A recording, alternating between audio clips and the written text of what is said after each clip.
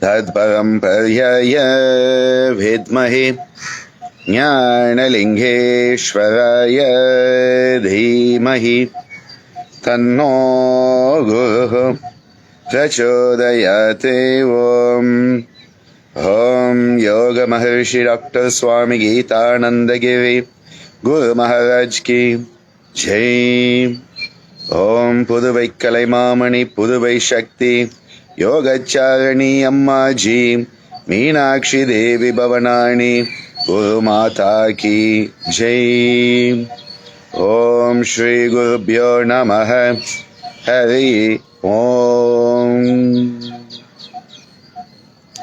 Namaste, Swagatam, Vanakkam, Bonjour, Buongiorno, Buonasera, Buonanotte, Huya More, Boreida, Salamat Pagi, Ayu Bovan,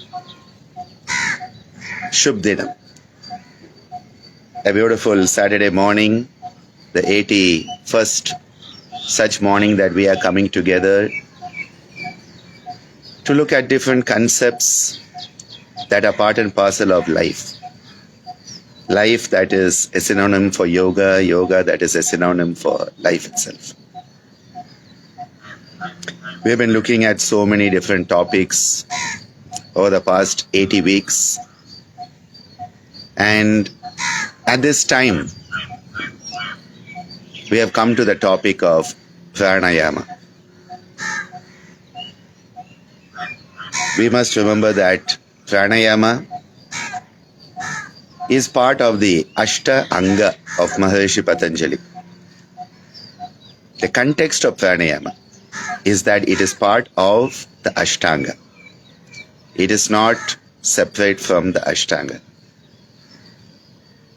And hence we have to reiterate ourselves that Yama, Niyama, Asana, Pranayama, Pratyahara, Dharana, Dhyana Samadhaya Ashtau Angani, the 8 limbs described by Maharishi Patanjali. And once again, what is the purpose of the Yoganga? Again, we have to go back to Maharishi Patanjali. Yoganga Anushtanat Ashuddhikshaye Jnanadipti Aviveka Kyatehe. This is the context we have to always keep in mind. There are the 8 limbs. The purpose of the 8 limbs is to enable us to get rid of all that is not us. Ashuddhikshaye. So that the Jnana Deepti, the higher, beautiful light of inner wisdom, that luminescence, will glow bright. And our Viveka Khyate, that Viveka Khyati, that highest discerning wisdom, will flower in us. That is the reason why we need to live, follow, observe, practice with every breath the Yoga Anga Anushtanat. In this context, we find that we have Pranayama. Prana, na is, you have to take your tongue back. It's one of those cerebral sounds. So it's not here, prana. Yeah? It's not na here, it's in the back. Prana. And that prana needs to go through a process of Ayama. So the whole context of Pranayama is Pranasya Ayama Pranayama. So here again, like we explained, it is asana. Here it is pranayama. Pra, long, na, ya, ma. That is why the short ma at the end, when you look through the Hindi perspective, becomes In Sanskrita, it is a ma. It's a short ma. When you look at it through the Hindi lens, it becomes a and you look at it through the South Indian lens, it becomes So, pranayama becomes pranayam, pranayam, and pranayamam. Okay, so pranayamam is the South Indian version. Iyamam, niyamam, yennila, adanam, nayamura pranayamam, says Tirumula in the Tamil Siddha treatise on yoga. The Tirumandiram, 3000 verses. And people don't realize there's such a vast literature in South India related to the classical aspects of yoga. The Tirumulas, Tirumandiram. And the Yama Niyama, Iyamam Niyamam. Asana as countless asanas. Yennila Adanam. We don't have sa, I've mentioned that before. Iyamam Niyamam Yennila Adanam Nayamur Pranayamam. That pranayama is something which is very subtle. The subtle movements of pranayama, that is how he describes, Tirumula describes it. Now one thing is very clear, that the concept of prana is to be understood as something much more expansive than just the breath. And this is why we have to be very careful, because in modern times we have restricted pranayama, which is a vast science. In the tradition that I follow of Swami Gitananda Giri, given to him by Swami Kanakananda Bhrigu, tracing its lineage on one side all the way to Rishi Bhrigu, on another side in the Saiva Siddhanta to Rishi Agastya. In our tradition, we have a concept of 120 pranayamas. And in fact, next week, along with my dear Yogacharini Deepika, we are starting a program that can go up to 2 years, where we are going to be looking at these 120 pranayamas in detail. Understanding pranayama in the tradition as per Swamiji's teachings. Very vast science. And this is why let's not limit it to just breathing exercise. The modern limitation and imitation. The modern limitation and imitation of pranayama as breathing exercise is an insult. It is an insult to the vast science of pranayama. When we talk about prana, prana is the life force. It is that which pervades everything. Imagine something that pervades everything. That something that pervades everything is prana. What a beautiful, universal moment that is, to realize prana is that which pervades everything. This table, this camera, me, you, the trees moving in the background, the birds that are chirping, the dogs that are barking, the fishermen going out to sea, the waves that are moving, the boats. Everything is pervaded by prana. Now what is the other thing? What is the other thing that pervades everything? Well, Brahman. So Brahman pervades everything. Prana pervades everything. Hence, it is proved prana is Brahman. You know, in mathematics you have this hence proved. Dr. Meena keeps on bringing that into our discussions. Hence proved. Brahman pervades everything. First statement. Prana pervades everything. Second statement. Third statement. Hence, prana is equal to Brahman. Hence, it is proved.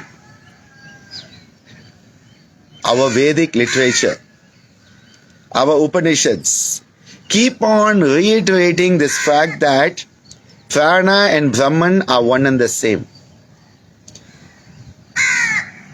Prana is that universal energy, the energy that is eternal.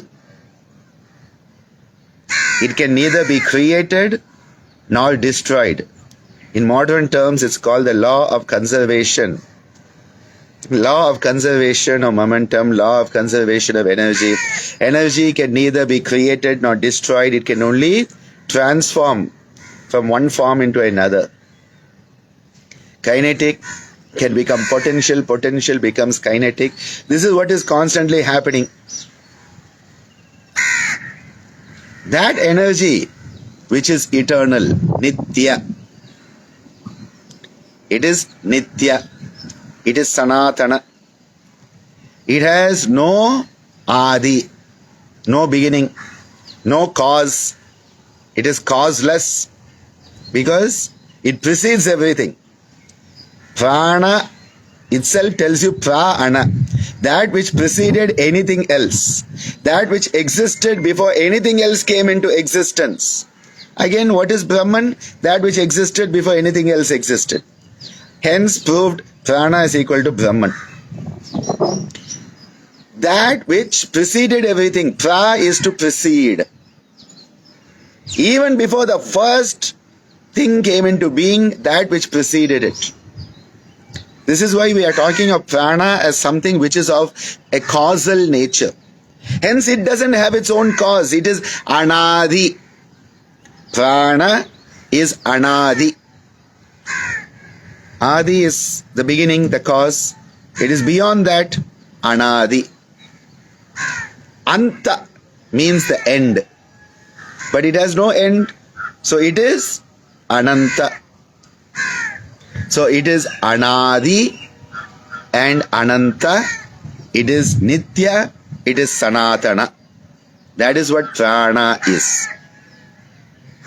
It is that life force that percolates everything that is moving and not moving. Chara chara. That which is moving and not moving in this universe, everything is percolated with Prana.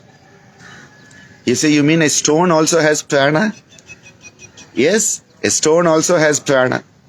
That Prana that the stone has is of a lower nature as compared to a snake that can crawl out of that, under that stone. It has a bit more Prana manifesting.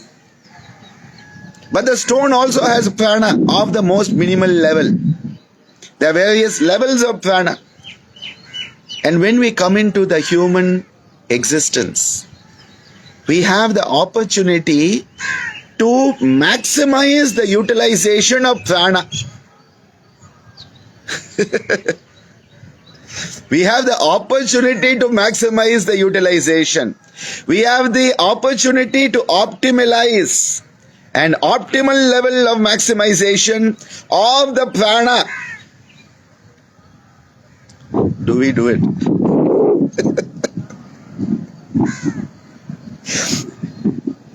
Swamiji used to tell us, he said, in order to start to understand the Prana and feel the Prana when you are breathing, he said you have to be breathing at a minimum of 60% of your breath capacity. Till then, that Prana is just a survival mode. But to really start to consciously, mindfully experience what Prana is, you need to be breathing at more than 60% of your capacity. Now I'm sorry to tell you, most people are breathing at less than 10% of the capacity. Most people on this planet today are breathing less than 10% of their capacity. What a waste of the human incarnation, okay? We have the opportunity to say, yes, I will take in a deep breath.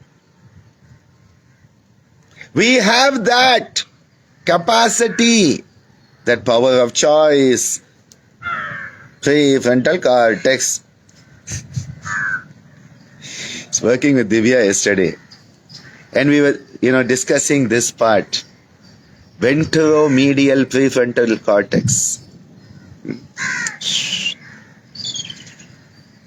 Until you take the power of choice to breathe in a mindful way, you will not experience what prana is. Prana is there. It's like the ocean is out there. Vast ocean is out there. Yes. But until and unless I go and jump into it, I will not experience the ocean. Prana is like the ocean, it's everywhere. But until and unless you start to take a deep breath, until and unless the breathing process is brought under your conscious, voluntary, volitional, cortical control, ocean is there, you are here, you are not getting wet. You are not experiencing the ocean. The moment you start to breathe at more than 60% of your capacity, the moment you start to recruit the cortical functionality of the prefrontal cortex,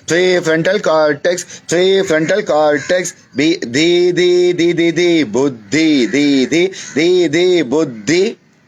When you start to say, I will choose how I am going to breathe. Now you have chosen to jump into the ocean. How many people do you know who choose to breathe the way they want mindfully? Forget about those who come to the yoga class or who teach yoga, because that's part of your bread and butter. General people that you know of. How many people? They don't even think about the breathing. You can go to the junction near your house, the road. Go to the corner of the block. Keep a big writing board with a piece of paper and start to ask people who are walking by, how many times since the morning have you been thinking of your breathing? Have you been mindful of your breathing?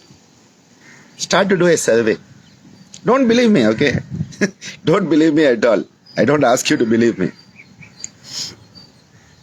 Go out and do it. Do this experiment. Stay there for 1 hour. And whoever goes by, you ask them a simple question. How mindful they have been of the breath since the morning.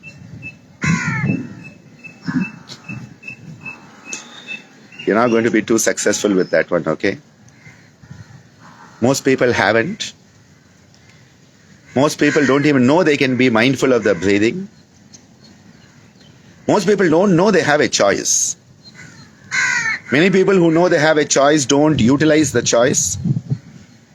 And then because you ask that question, they will think you are mad and lock you up. So don't spend more than 1 hour, otherwise you have the risk of getting locked up, because the police will come and say you are creating a public nuisance. You are creating a public nuisance by asking people whether they are mindful of the breath or not.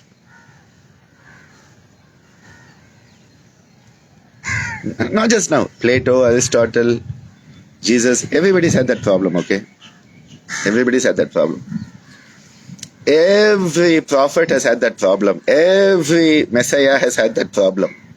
So don't worry about it. That's why don't spend more than 1 hour. And if you see a policeman, get away from there. Otherwise they'll lock you up. Public nuisance. But seriously, virtually no one is even thinking of their breath. So the ocean is there. Prana is there. Everywhere. Omnipresent. Again, what is omnipresent? Brahman. That is why Prana and Brahman go together. What is the visible manifestation of the Brahman? The visible manifestation of Brahman. Now, Brahman is so subtle, we cannot perceive. Even prana is so subtle it is tough to perceive it. That is why you have to train yourself.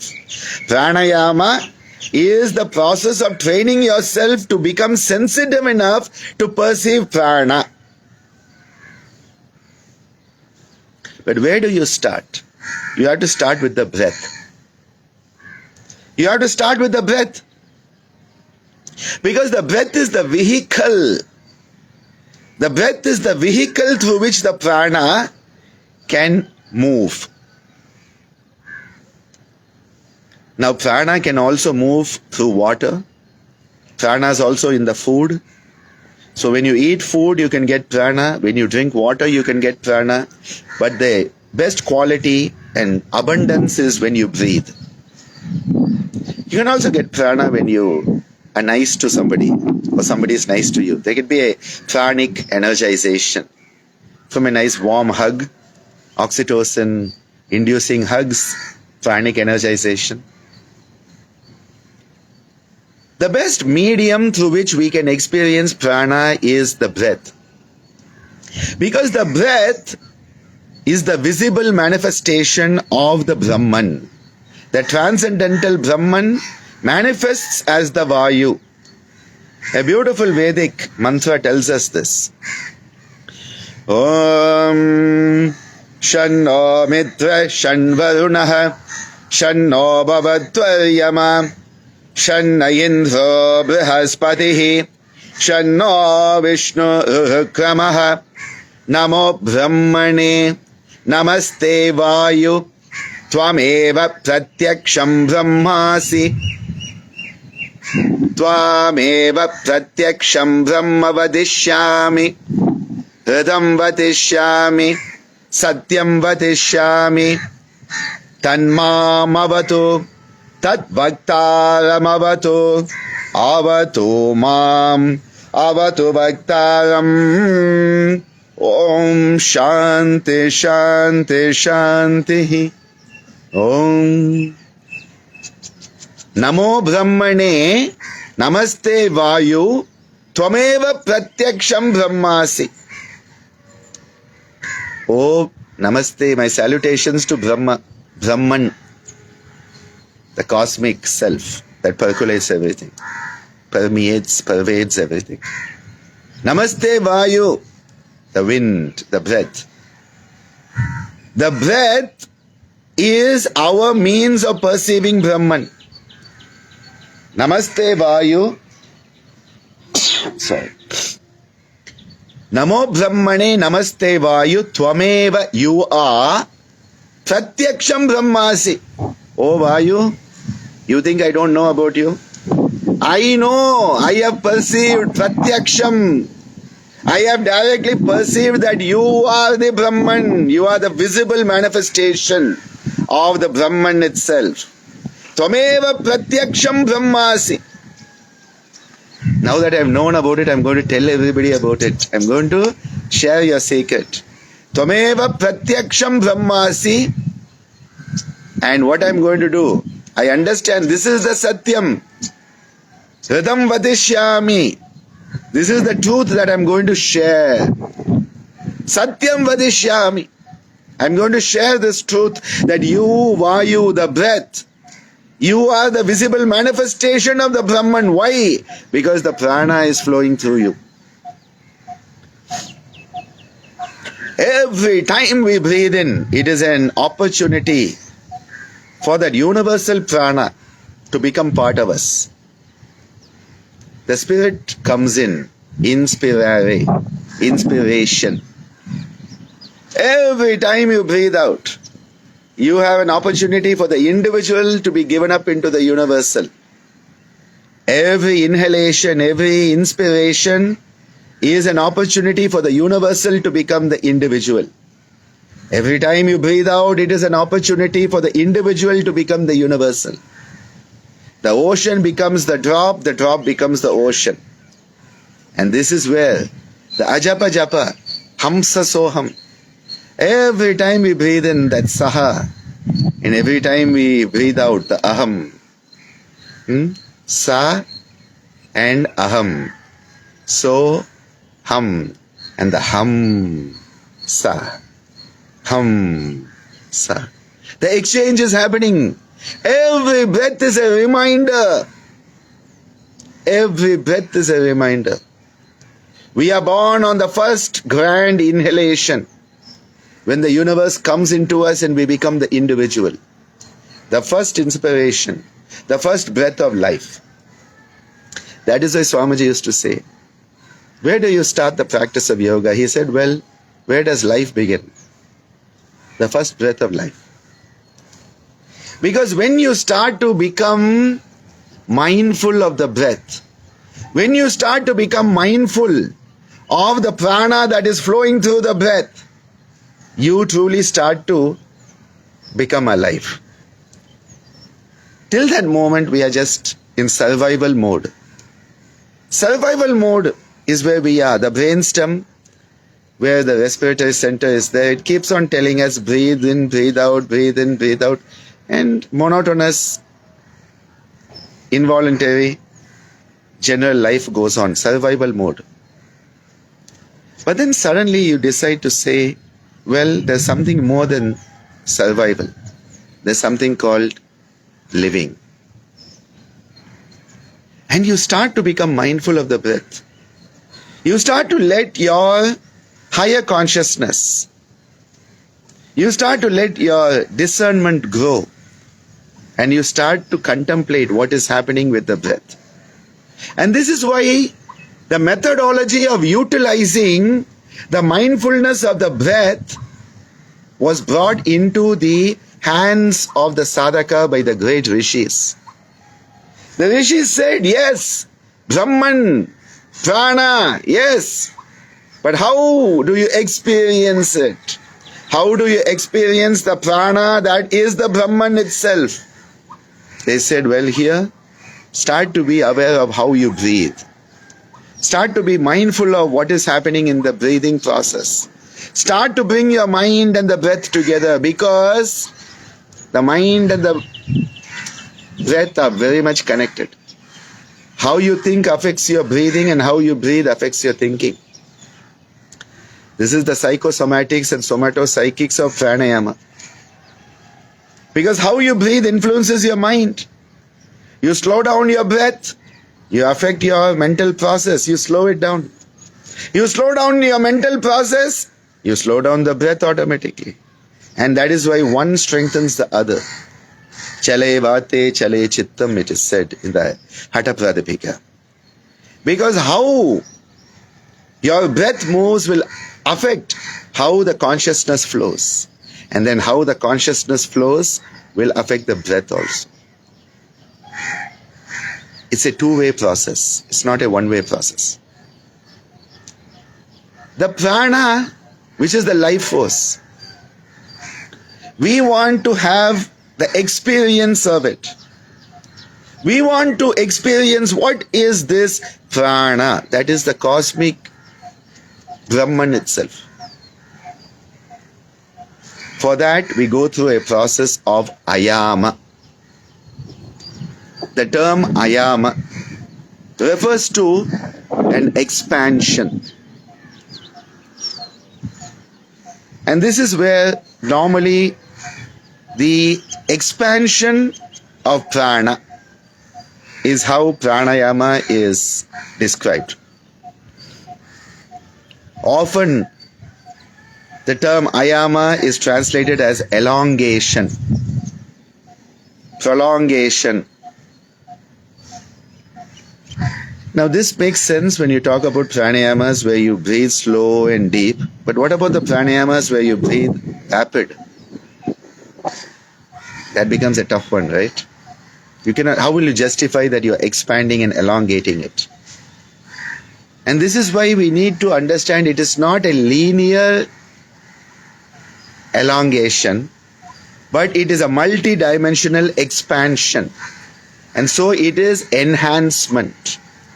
So enhancement can be growing bigger, growing longer, or going deeper. And this is why I prefer the term enhancement for Ayama rather than expansion and elongation. These have been traditionally used to translate Ayama. But I prefer the term enhancement because you are enhancing what? Prana. Prana is already enhanced. Prana is already elongated. It is already expanded because it is omnipresent. Prana percolates everything. It permeates everything. What are you going to expand? So trying to expand prana is an ego trip. What you are enhancing? You are enhancing your understanding, your experience of what prana is. You are jumping into the ocean and starting to swim around. And you are starting to realize how expansive the ocean is. You are starting to understand how deep the ocean is. You are starting to experience what the wholesome experience of the ocean is. That is pranasya ayama pranayama. So you are enhancing your individual experience of prana. Do not think you are expanding prana. That is an ego trip. All the practices of pranayama are based on enhancing our mindfulness of prana, our consciousness of prana, our awareness of prana.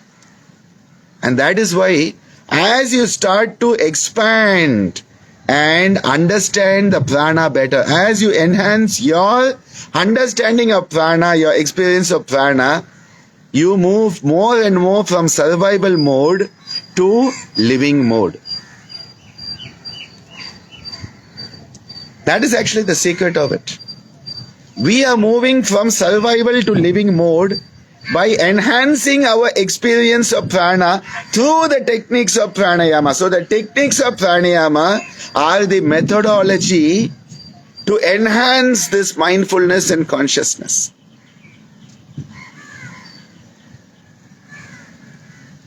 So we have prana, the universal life force, the universal glue, the universal catalyst that holds everything together. What is it that holds everything together? Prana. And when prana is lost, it all disintegrates and falls apart. We as a living being, we have prana. When that prana is lost, we begin to disintegrate. Well, as the prana becomes less and less, we start to decay and degenerate. And then at one point, when the prana is lost, we call it death.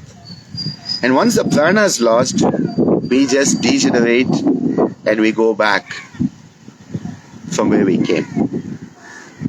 Prana holds it all together. It is the universal glue that holds it all together.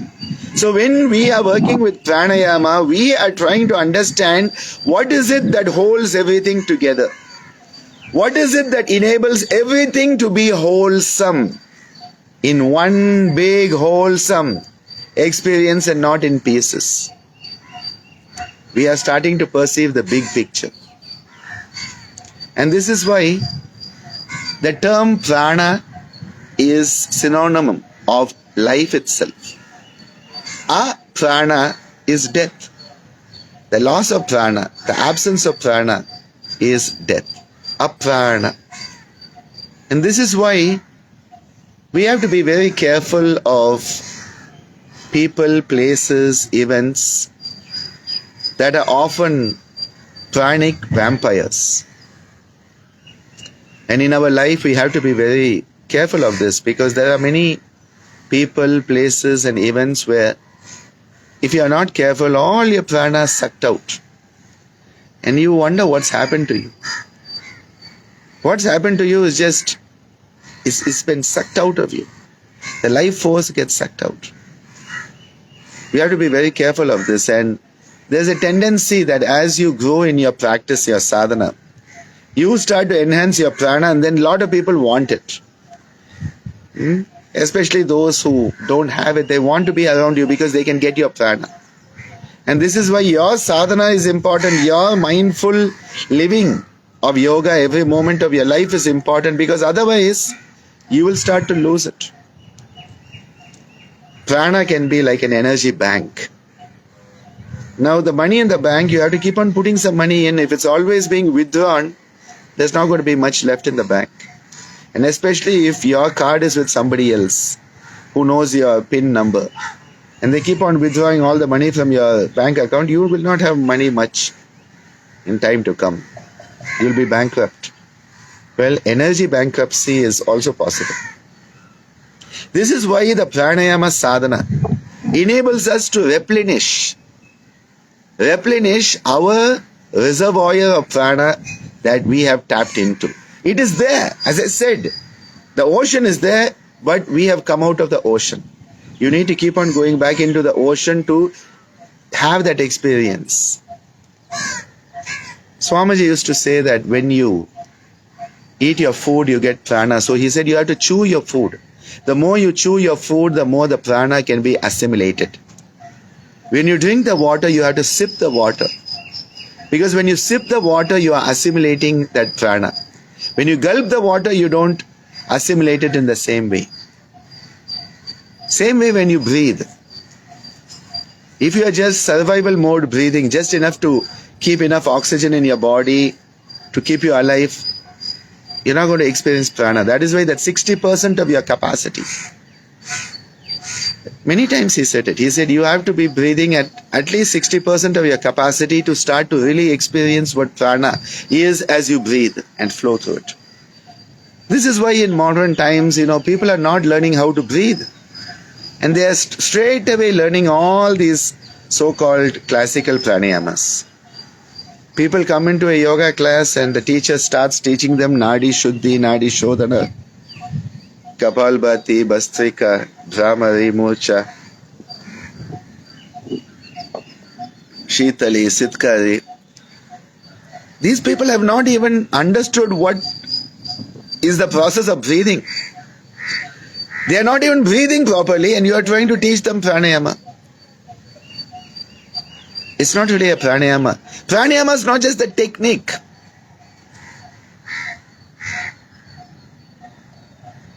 If you are not breathing, this is just a finger-nose exercise. Finger-nose exercise. And many people are doing a lot of finger-nose exercise. There's no breath moving, and if the breath is not moving, the prana is not moving, then it's not pranayama. Then it's not even a breathing exercise because they're not breathing. Finger-nose exercise technique. Popular amongst modern yoga schools. You have to first learn how to breathe. People are like, I know how to breathe. No, you don't. I'm sorry, you don't. You think you do. Huh? Seriously, when you start working with people, they have no idea that you can breathe into different parts of your lungs. They have never thought about it. That there is a front area, there's a side area, and yes, there's a back area to your lungs. They have never thought about it. You mean there's a back? I can breathe into the back? Yeah. Your lungs are three-dimensional. They are not a t-shirt pasted on you, on the front.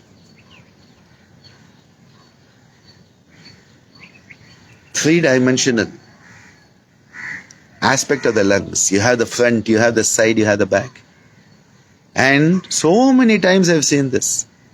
One of my popular sort of activities when I teach has been having people sit and have another person put the hand on the back of the person and then ask the person to breathe and try to move the hands in the back.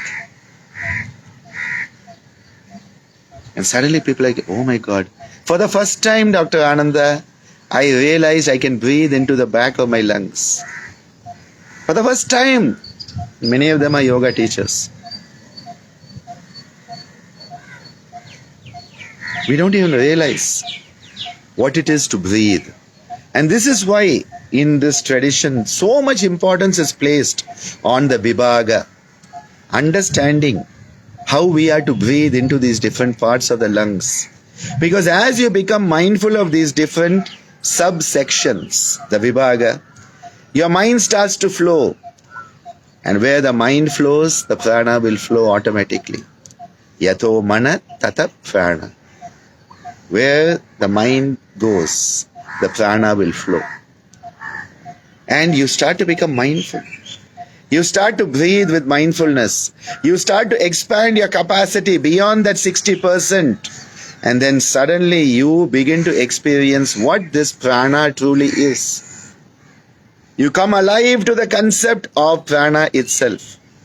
And once you have that experience, your life is never the same again. You realize what it is to swim in the ocean. It's become a lived experience. Prana becomes a lived experience through the practices of pranayama. This is why it is not just about a breathing exercise. It looks like a breathing exercise. It's like, asanas look like physical exercise, but they are not. They are so much more. Pranayama is so much more than just a breathing exercise. Because it's not just about the breath. It is what is tagging along with the breath. It is what is tagging along with the breath. And that tagging along will only happen when there is mindfulness.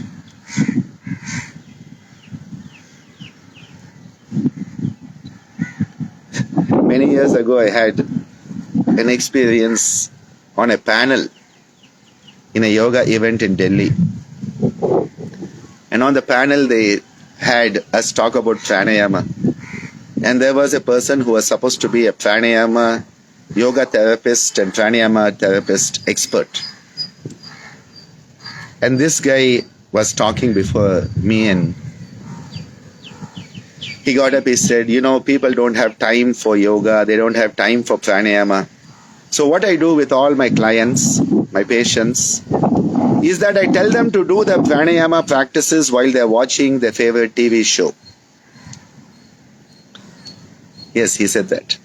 I tell them to do the pranayama practice while they're watching their favorite TV show.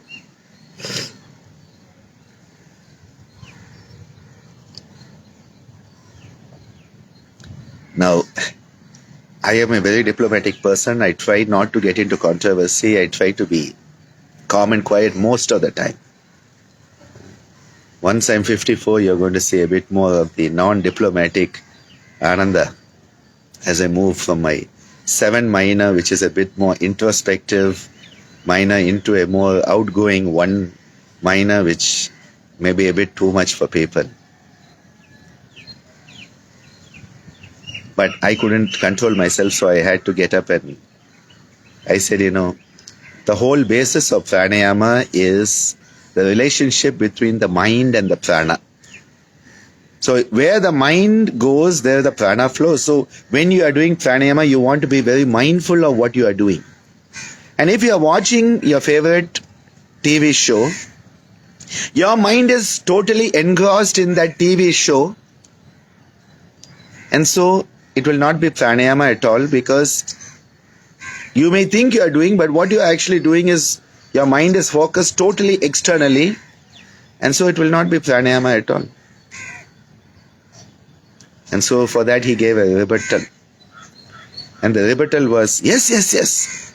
What Dr. Ananda is talking about is spiritual pranayama, and what I am talking about is therapeutic pranayama. That is how he defended that.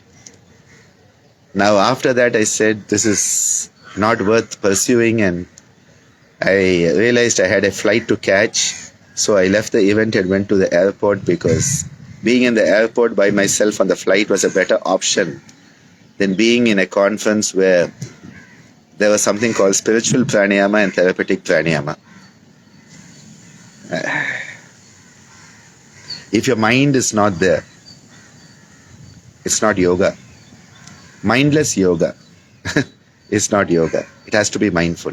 Mindless pranayama is not pranayama. It may be a breathing exercise, but it's not pranayama for sure. We have to be very careful of these terms. Today I just wanted to give you an overview of some of these thoughts. Over the next few weeks we'll go deeper into it. because Maharishi Patanjali gives us amazing insights into the higher nature of pranayama. And then there's so much to be understood. Prana, the life force. Ayama, enhancing our experience of that life force. That life force which permeates the whole universe. That life force which is the highest cosmic consciousness itself. That prana which is the Brahman, we want to enhance our understanding of it. We want to enhance our experience of it. That is what pranayama is all about. Till next time, well, that's it for today. Have a wonderful day wherever you are, or wonderful afternoon, wonderful night. And just remember, being human is an opportunity. Being human is an opportunity for growth. Being human is an opportunity to have the power of choice. Make sure you are utilizing that power every moment of your life. Be blessed and be a blessing wherever you are. Hari Om Tat Sat.